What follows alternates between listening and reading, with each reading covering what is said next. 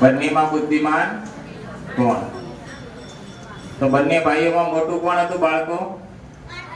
કાર્તિકેયજી અને નાનું ગણપતિજી.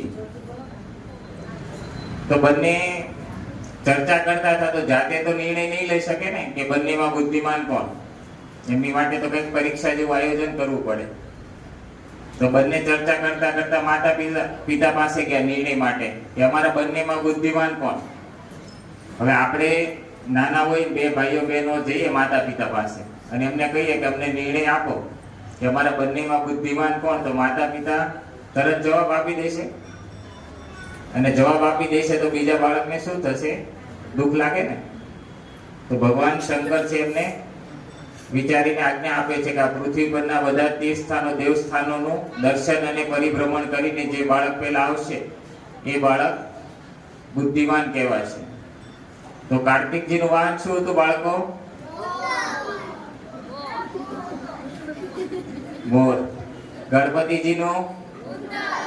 બંનેમાં ઝડપ કોની વધારે હોય? તો કાર્તિકજી છે એ કંઈ પણ વિચાર્યા વગર પોતાના વાહન મોર ઉપર સવાર થઈને પ્રદક્ષિણાને તીર્થસ્થાનોના દર્શન માટે નીકળી ગયા. પછી કોણ વધ્યું? ગણેશજી. તો થોડી વાર શાંત થઈ ગયા. શાસ્ત્રોનું વાંચન અને અધ્યયન દરરોજ કરતા ગણપતિ. તેમ કરતા તો ધ્યાનસ્થ થયા તો એમાંથી એને યુક્તિ મળી. યુક્તિ શું હતી?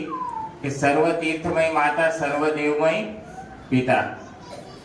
આ પૃથ્વી પરના બધા તીર્થસ્થાનોનું પુણ્ય માતાના પૂજન પરિક્રમાથી મળે અને દેવસ્થાનોનું પુણ્ય જે પણ મંદિરો છે એમનું પુણ્ય પિતાની પરિક્રમાથી અને દર્શનથી મળે. તો માતા પિતાને ઊંચા આસન ઉપર બેસાડ્યા અને એમની પૂજા અને પ્રદક્ષિણા કરી. તો ભગવાન શંકરે ગણપતિજીને વરદાન આપ્યું. શું વરદાન આપ્યું? કે પ્રથમ પૂજનીય ઘોષિત કરી દીધા. કોઈ પણ ધાર્મિક વિધિ થાય તો આપણે સૌ પ્રથમ પહેલા કોની સ્તુતિને સ્થાપના કરીએ? ગણેશજીની. તો ખ્યાલ આવી ગયો બધા બાળકોને કે ગણપતિની પૂજા શા માટે પહેલા થાય? કારણ કે એમણે એમના માતા પિતાની પૂજા કરી. તો સૌથી પહેલા મહત્વ કોનું હોવું જોઈએ? આપણે ભગવાનનું કે માતા પિતાનું?